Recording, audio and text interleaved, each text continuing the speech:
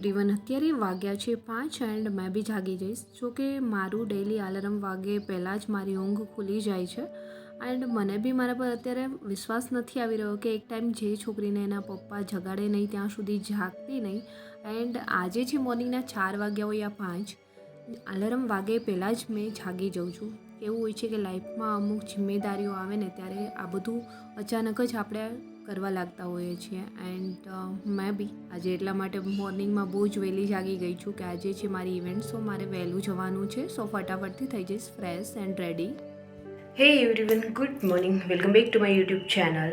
And વાગ્યા છે મોર્નિંગના 7, મેં બી થઈ ગઈ છું રેડી એન્ડ ફટાફટથી અત્યારે લેટ થઈ રહ્યું છે. સો ફટાફટથી પહેલાં નીકળી જઈશ મેં જોબ પર જવા માટે, કેમ કે ગાડી બી આવી ગઈ છે એન્ડ આગળ સમય મળતાની સાથે જ મેં વ્લોગ કરીશ કન્ટિન્યુ. અત્યારે જલ્દીથી પહેલાં તો મેં લેટ થઈ જાઉં પહેલાં નીકળી જઈશ. હે ગાઈસ, સો ફાઇનલી અમે લોકો આવી ગયા છીએ જે પ્લસ પર પહોંચવાનું હતું ત્યાં એન્ડ ગાડી હજી અમારી ઓલરેડી આવી ગઈ હતી. સો અમે લોકો અત્યારે આવી ગયા છીએ કોફી પીવા માટે. એન્ડ હા દોસ્તો, જ્યારે બી મારી જોબ હોય ત્યારે અમારો ટાઈમિંગ કંઈક આ જ રીતે રહેતો હોય છે. મોર્નિંગમાં બહુ જ વહેલા પહોંચવાનું હોય છે એન્ડ આજે તો અમારે રાજકોટની બહાર જવાનું છે, જેતપુરની અંદર અમારી ઇવેન્ટ છે. સો ફાઇનલી વહેલા નીકળવું પડશે ત્યારે અમે ટાઈમે ત્યાં પહોંચશું. સો ફાઇનલી રેડી થઈને અત્યારે અમે લોકો આવી ગયા છીએ અહીંયા ચા એન્ડ કોફી પીવા એન્ડ અમારી ગાડી બી આવી ગઈ છે. સો થોડી જ વારમાં અમે લોકો ત્યાં જવા માટે બી નીકળી જઈશું. એન્ડ હા, કોઈની કમેન્ટ્સ હતી કે મેડમ તમારે તો જલસા જ છે, બટ જલસા નહીં, આ અમારી ડેઇલીની જોબ છે. આ રીતે કે અલગ અલગ સિટીમાં ઇવેન્ટ મેનેજમેન્ટ કરી રહ્યા છીએ. સો અલગ અલગ સિટીમાં ઓ મેડમ ચાર આગળ. સો ફાઇનલી અમે લોકો અત્યારે અમારી ગાડીમાં બી બેસી ગયા છે. અમુક લોકો આવ્યા જ નથી તો વેઇટ કરી રહ્યા છીએ. અમે અમારા ટાઈમે પહોંચી ગયા છીએ 7 વાગે. મને કંઈ બીજા લોકો નથી આવ્યા, સો વેઇટ.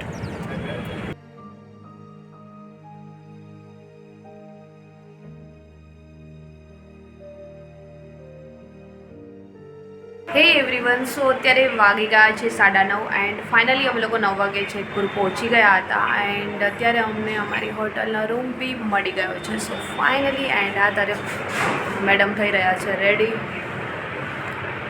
મેં ઓલરેડી ફાઇનલી રેડી થઈ ગઈ છું.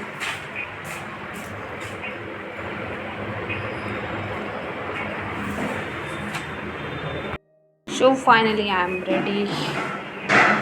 થોડી વારમાં જઈશું ઓન ફ્લોર.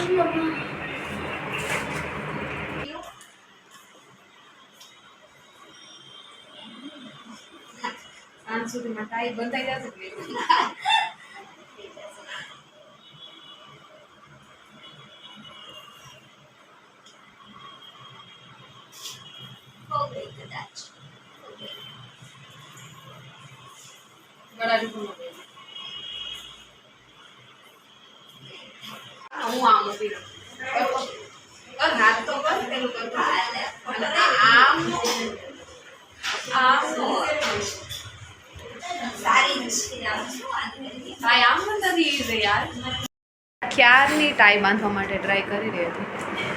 ક્યાં ગઈ? આ ટાઈ બાંધી છે ને, ટાઈ બાંધી જ કે ગળામાં ગાડીઓ નાખ્યો છે. ગળું અહીંયા આવે, અહીંયા આ ગળું નથી, અહીંયા જ આવે. પણ આ રીતે હોય ટાઈ? કઈ રીતે હોય? કૂતરાના ગળામાં પટ્ટો પહેરાયો હોય ને એ ટાઈપની એને ટાઈ બાંધી દીધી છે. પેલું શું લેવાનું હતું? ચાલતી. હે ગાઈસ, શો અત્યારે વાગ્યા છે 2 એન્ડ ફાઇનલી અત્યારે મારા વર્ક પરથી બ્રેક મળ્યો છે એન્ડ મેં છું જ બ્રાઇડલનો શેડો. સો હાલત તો કંઈક શેડો કરતાં વધારે ખરાબ કરી નાખી છે અત્યારે. એન્ડ જમવાનું બી હજી મળ્યું નથી, જમવાનું આવે ત્યારે જમશું એન્ડ અત્યારે જસ્ટ બ્રેક મળ્યો છે 2 કલાક. જોઈએ હવે કેટલો મળે છે, જ્યાં સુધી હલ્દીની રસમ સ્ટાર્ટ ન થાય ત્યાં સુધી. શો ફાઇનલી આગળ સમય મળતા મળીશું વ્લોગમાં. એન્ડ અત્યારે સમય થઈ ગયો છે 4 વાગ્યા છે બપોર પછીના એન્ડ હલ્દીનો સમય બી થઈ ગયો છે. ચલો અહીંયાનું ડેકોરેશન તમને બી બતાવીશ.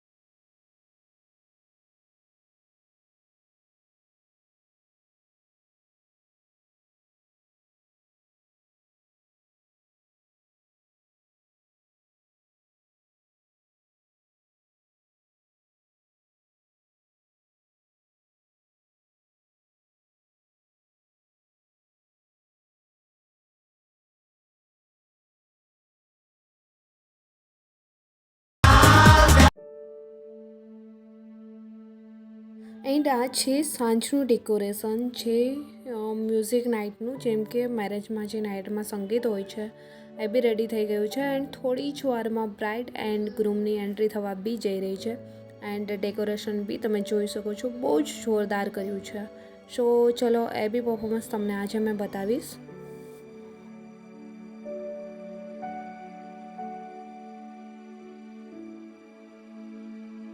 હે એવરીવન, અત્યારે વાગ્યા છે રાતના 8:30 એન્ડ ફાઇનલી હું મારા વર્કમાંથી થોડી વાર માટે મને અત્યારે બ્રેક મળ્યો છે, કેમ કે અત્યારે બ્રાઇડલ ગઈ છે સાંજના સંગીત માટે રેડી થવા માટે એન્ડ અમને મળ્યો છે અત્યારે ડિનર માટે થોડી વાર બ્રેક.